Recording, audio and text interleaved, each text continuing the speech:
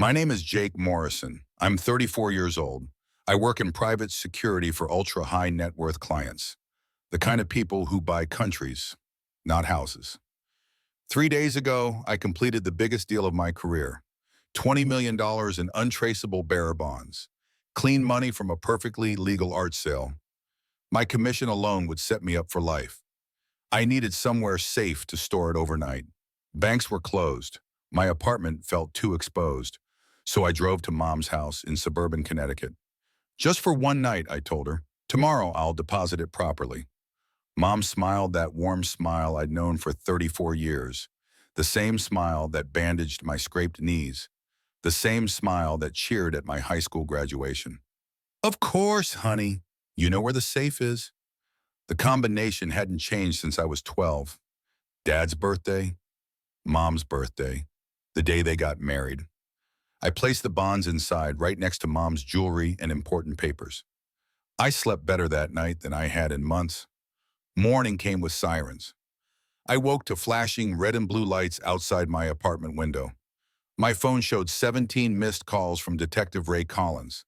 We'd worked together before on corporate security cases. Jake, you need to get over here. Now. Mom's house looked like a crime scene, yellow tape, forensics van, neighbors clustering on sidewalks, whispering behind their hands. Ray met me at the front door. His face was grim. When did you last see your mother? Yesterday evening, around 8. What's going on? She's gone, Jake. Vanished. No signs of struggle. No forced entry. But the safe's been cleaned out. My legs nearly gave out. The 20 million. Mom, both gone. I laughed, not because it was funny, because sometimes your brain breaks. Sometimes reality becomes so absurd that laughter is the only response your nervous system can produce. Ray stared at me like I'd lost my mind. Maybe I had. This is serious, Jake. We're talking about a potential kidnapping. She took the money, I said, still laughing. My own mother robbed me. The evidence painted a clear picture. Mom had packed carefully. Clothes missing from her closet. Passport gone from the safe. Her car still in the garage, but the Uber receipt on her phone showed a pickup at 3:47 a.m. Destination, Hartford Airport. No ransom note, no signs of violence. Just a 60-year-old woman who decided to disappear with $20 million that wasn't hers. The worst part? I had to explain this to Vincent Caruso. Vincent was my client, the man whose money now sat in some offshore account while my mother sipped cocktails on a beach somewhere. Vincent owned half of Atlantic City, the legal half. His office occupied the top floor of a Manhattan skyscraper. Floor-to-ceiling windows offered a view that cost more than most people's houses. Let me understand this correctly, Vincent said, his voice dangerously quiet. You gave $20 million to your mother for safekeeping. I put it in her safe. She didn't even know what was inside. But she found out. Apparently. Vincent stood and walked to the window. His reflection looked like a predator studying prey. Jake, we've done business for 5 years. I trust you. That's why you're still breathing right now. I'll get your money back. Yes, you will, because if you don't, I'll assume you're running a very elaborate con game. And you know how I handle con artists. I knew. Vincent's reputation wasn't built on forgiveness. 1 week, I said to Ripuia, I said, find your mother, find my money, or find a very deep hole to hide in. The investigation started with Mom's digital footprint. Bank records showed she'd withdrawn her entire savings account, $43,000. Enough for travel expenses, but nothing compared to the $20 million. Her credit cards hadn't been used since the day she vanished. Her cell phone was dead or destroyed. Social media accounts deleted. But Mom had made one mistake. She'd used her real name on the Uber ride. The driver remembered her, middle-aged woman with a large suitcase, nervous but polite. She'd tipped him $50 for a $30 ride. Asked me to wait while she went to the ATM, he said. Came back with a thick envelope. Cash, looked like. Airport security footage showed Mom checking in for a flight to Miami. From there, the trail went cold. Miami was a hub.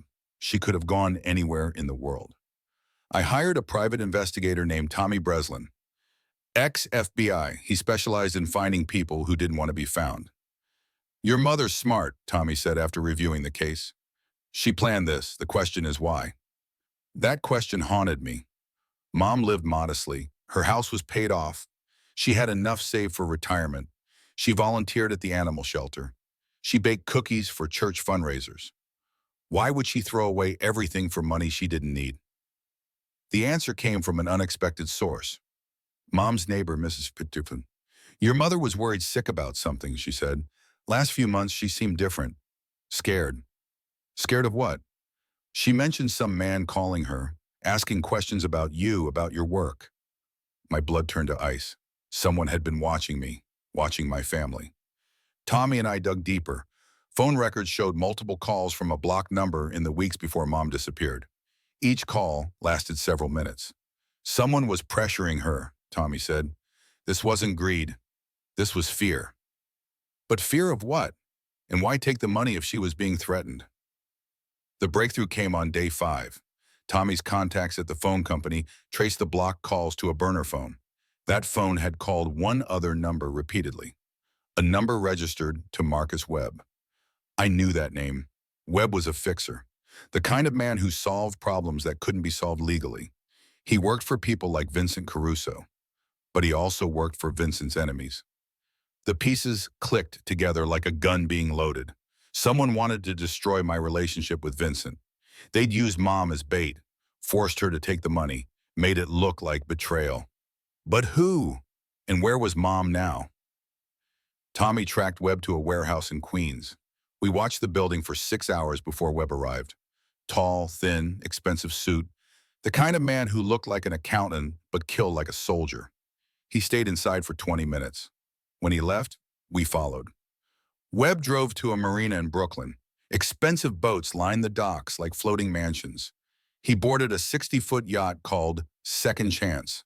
Through binoculars, I saw him talking to someone in the cabin, someone I couldn't identify. We need to get closer, I told Tommy. That's not surveillance anymore. That's breaking and entering. My mother's life is at stake. So is yours. Webb's killed more people than cancer. But I was past caring about safety. Vincent's deadline was 2 days away. If I didn't find Mom and the money, we'd both end up dead. That night, I swam to the yacht. The water was freezing. October in New York Harbor felt like swimming through liquid ice.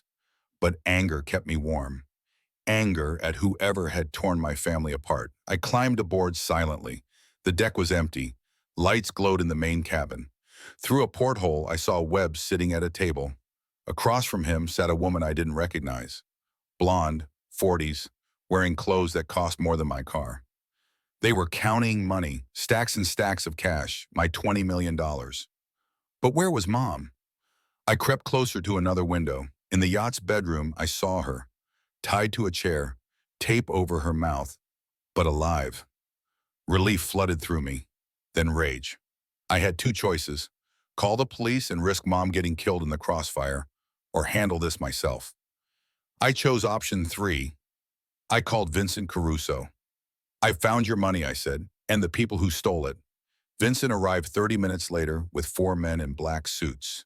They moved like shadows. Professional, efficient, terrifying. Webb never had a chance. Neither did the blonde woman. But before Vincent's men could ask questions, the woman started talking. This wasn't my idea, she said. It was Richard's plan. Richard, Vincent's business partner, the man who'd recommended me for this job in the first place. Richard wanted Vincent out of the picture, she continued. Make it look like Vincent's security guy robbed him. Destroy the trust. Vincent would have Jake killed. Jake's death would bring police attention. Vincent's operation would collapse, and Richard would take over, Vincent said quietly. It was supposed to be simple. Threaten the old woman, make her take the money, kill her after a few days, make it look like she'd fled the country. But you got greedy, I said. Decided to keep the money instead of destroying it. The woman nodded. $20 million, enough to disappear forever. Vincent smiled. It wasn't a pleasant expression. Nobody disappears from me, he said. What happened next wasn't pretty, but it was justice. I untied Mom while Vincent's men cleaned up loose ends. She was shaken but unhurt. The tape had left marks on her face, but her eyes were clear. I'm sorry, Jake, she whispered. They said they'd kill you if I didn't cooperate. You did what you had to do. I was so scared, but I knew you'd find me. You always were my smart boy. The money was recovered, all 20 million. Vincent was satisfied. Richard was dealt with permanently. But the real victory was simpler than that. Mom was safe. Mom was alive. Mom was still the woman who'd raised me to do the right thing, even when the right thing was dangerous. 2 weeks later, we sat in her kitchen drinking coffee, the same kitchen where she'd made me breakfast before school, the same table where she'd helped with homework. I'm thinking of retiring, I said. From the security business? From the dangerous part of it. Maybe start my own company. Corporate consulting, background checks, boring stuff. Mom smiled, the same warm smile from my childhood. Your father would be proud, she said. He always said the most important security was family security. What about you? Any plans to disappear with large sums of money? She laughed. Once was enough. Besides, I've seen what $20 million looks like. It's not worth the trouble. What would be worth the trouble? Grandchildren, she said without hesitation. When are you going to find a nice girl and settle down? Some things never change. Your mother will always be your mother, even after she's been kidnapped by professional criminals, even after she's been used as bait in a deadly power struggle, even after she's proven she's tougher than you ever imagined. I started my own security company 6 months later, Morrison Family Protection Services. We specialize in keeping families safe from the kind of threats that come with wealth and success. Our first client was Vincent Caruso. He wanted protection for his daughter's wedding.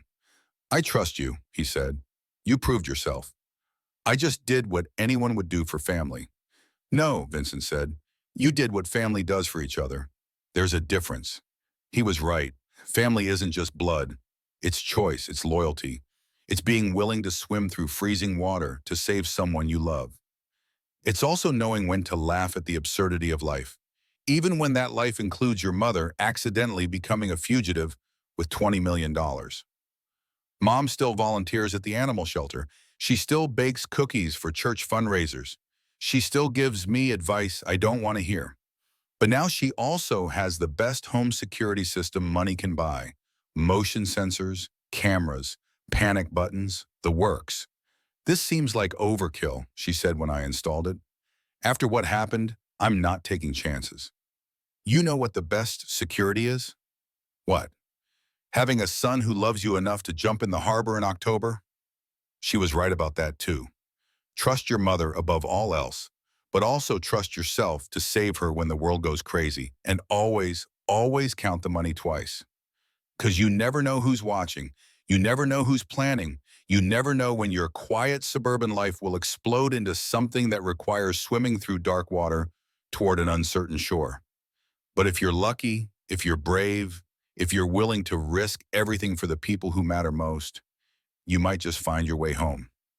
Even if home is a kitchen table where your mother asks about grandchildren while sipping coffee from a mug that says, "World's Best Mom." Even if that same mother once vanished with $20 million and made you question everything you thought you knew about family, loyalty, and trust. Some lessons can only be learned the hard way. Some bonds can only be tested by fire. But the strongest bonds survive everything, even kidnapping, even betrayal, even the kind of laughter that comes when your brain can't process how strange life has become. My name is Jake Morrison. I protect families for a living. I learned how from the best teacher in the world. My mother,